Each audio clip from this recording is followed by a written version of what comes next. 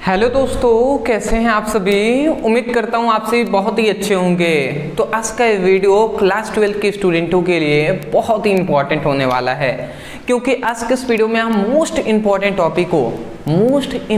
Topic को पढ़ने वाले हैं। क्यों मैं कह रहा हूँ 2 बार मोस्ट इम्पॉर्टेंट, क्योंकि आपके बोर्ड एग्जाम में लगभग हर वर्षों में पूछा जाता है। वो क्या है?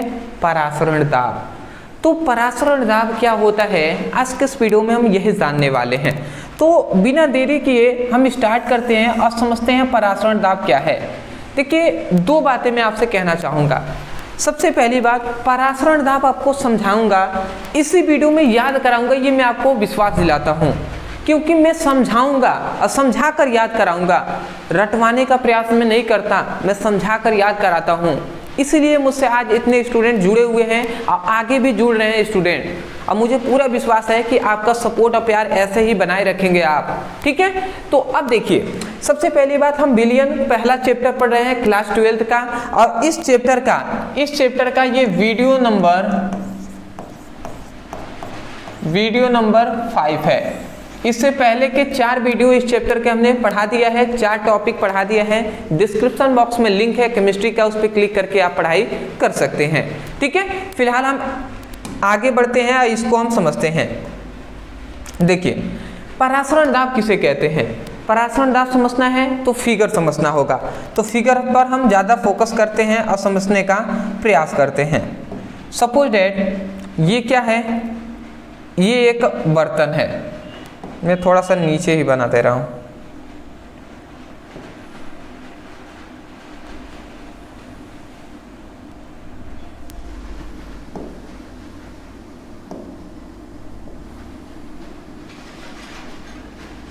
ठीक,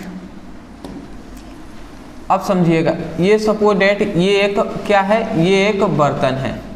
मैंने ऐसे मान लिया कि ये क्या है? ये एक बर्तन है। ठीक है, ये खाली बर्तन है। अब इस बर्तन में हमने क्या किया? इस बर्तन के बीच में, याद रखेंगे, ध्यान से आप समझेंगे तभी आपको समझ में आएगा। इस बर्तन के बीच में हमने एक अर्धपारगम्य झिल्ली लगा दिया। ठीक है, इस बर्तन के बीच में एक अर्धपारगम झिल्ली लगा दिया है। अर्धपारगम झिल्ली क्या होता है ये आप पढ़ सकते हैं। फिलहाल अर्धपारगम झिल्ली हमने लगा दिया है, इतनी बात आप याद रखेंगे। अभी सब आपको याद हो जाएगा। अब इस अर्धपारगम झिल्ली के इस ओर हमने क्या भर दिया है? हमने भर दिया है विलयन को।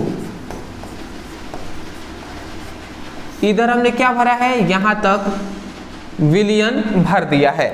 और इस बर्तन के इस ओर हमने क्या भरा है? इस बर्तन के इस ओर हमने भरा है शुद्ध विलायक।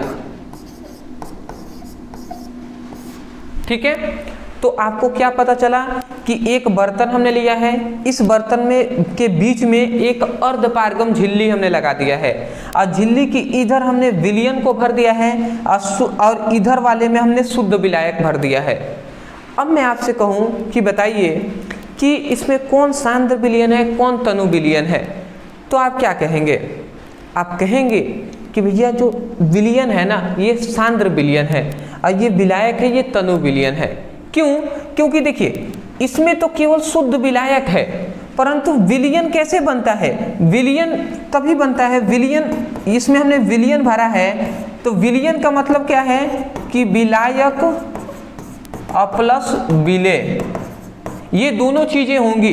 विलायक तो होगा, देखिए इसमें केवल शुद्ध विलायक है, परंतु विलयन कब बनता है? जब विलायक और विलेय दोनों होते हैं, तब जाकर विलयन बनता है। समझ रहे हैं? तो इसमें विलेय और विलायक दोनों हैं, इसलिए सांद्र होगा, मोटा होगा ये विलयन, और ये पतला विलयन होगा।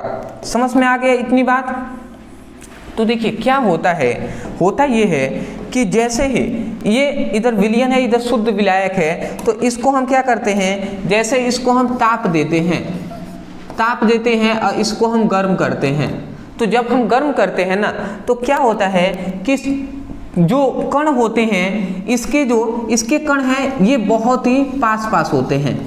इसके कण बहुत ही क्या होते हैं? पास होते हैं, और इसके जो कण हैं, विलायक के कण बहुत दूर होते हैं।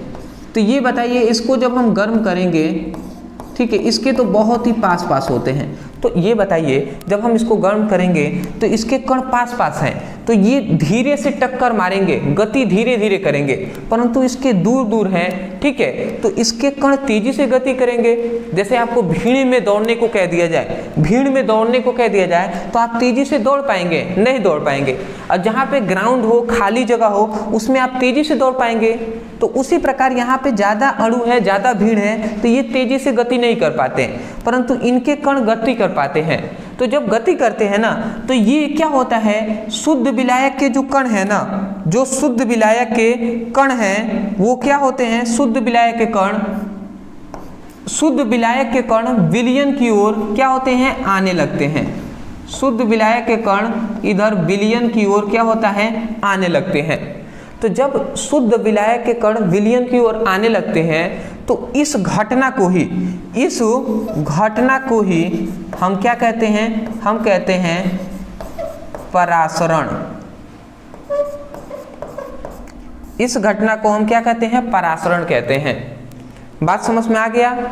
हमने क्या बताया कि जब परिभाषा आप क्या कहेंगे, आप परिभाषा कहेंगे जब किसी विलयन और शुद्ध विलायक को एक अर्धपारगम झिल्ली द्वारा पृथक किया जाता है, मतलब अलग किया जाता है, तो शुद्ध विलायक के कण विलयन की ओर आने लगते हैं।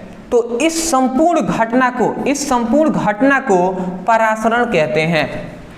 बिना आप परासरण को समझे परासरण दाब नहीं समझ पाएंगे। इसलिए मेरा पहला मकसद था कि परासरण आप समझ जाएं। परासरण समझ गए, सिर्फ 1 मिनट लगेगा, परासरण दाब भी समझ जाएंगे। तो परासरण का यदि कोई परिभाषा पूछता है तो आप क्या कहेंगे? आप कहेंगे, अब ध्यान से समझिएगा, अंतिम बार मैं बोल रहा हूं, यहीं से याद करने का प्रयास कीजिएगा। आप कहेंगे कि जब किसी विलयन और शुद्ध विलायक को एक अर्धपारगम झिल्ली द्वारा पृथक किया जाता है, मतलब अलग किया जाता है, तो शुद्ध विलायक के कण विलयन की ओर प्रवेश करने लगते हैं। तो इस संपूर्ण घटना को ही हम परासरण कहते हैं। तो मैं आशा करता हूं कि आपको आसानी तरीके से परासरण का परिभाषा समझ में आ गया होगा। तो पहले मैं यही बात यहां पे लिखूंगा। आप क्या लिखेंगे? आप लिखेंगे कि जब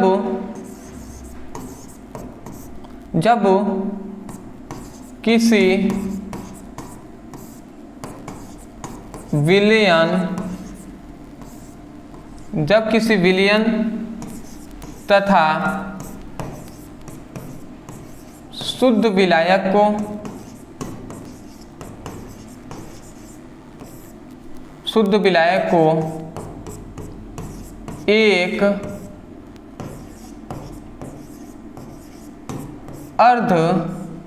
एक अर्धपारगम्य झिल्ली द्वारा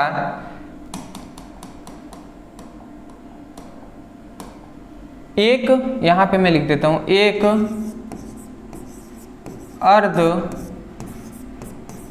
अर्धपारगम्य झिल्ली द्वारा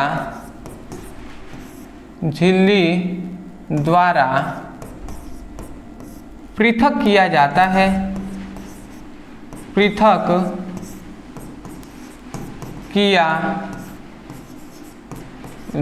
है, तो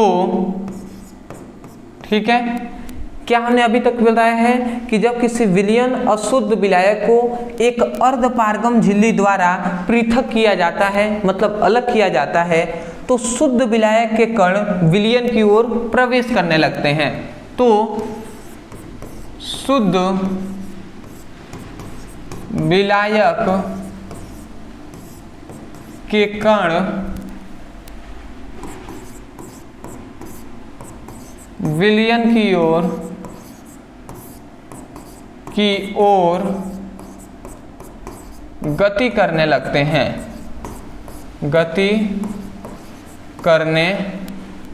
हैं, तो इस संपूर्ण घटना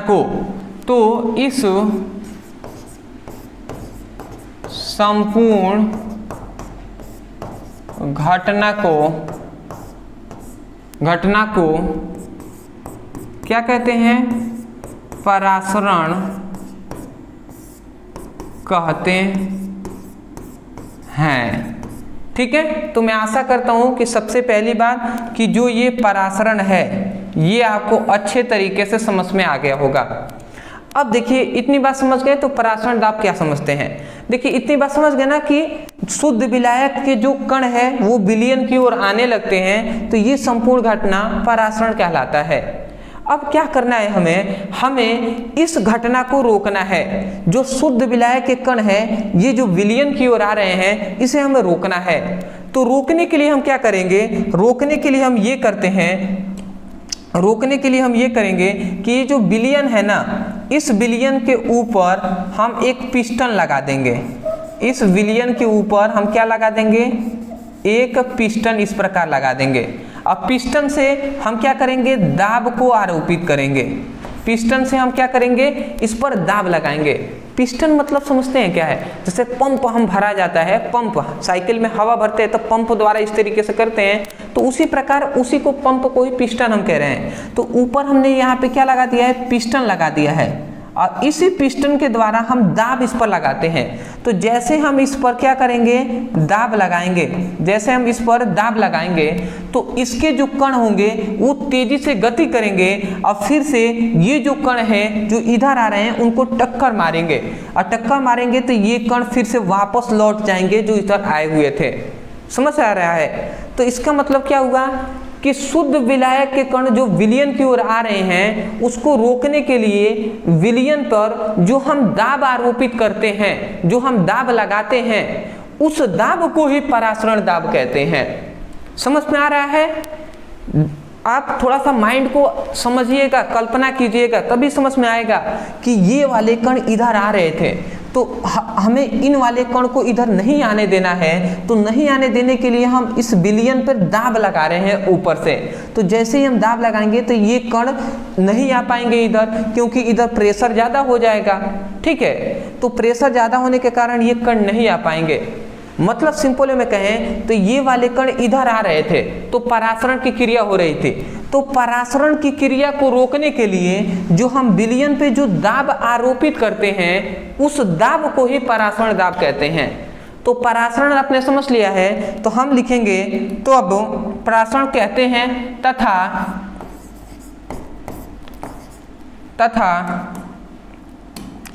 आप क्या लिखेंगे, तथा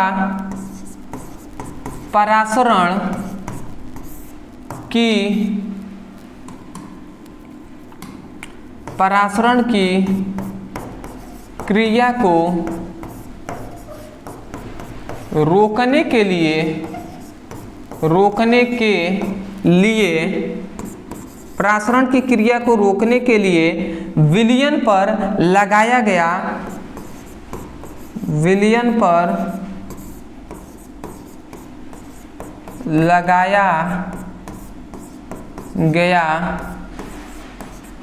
अतिरिक्त विलयन पर लगाया गया अतिरिक्त दाब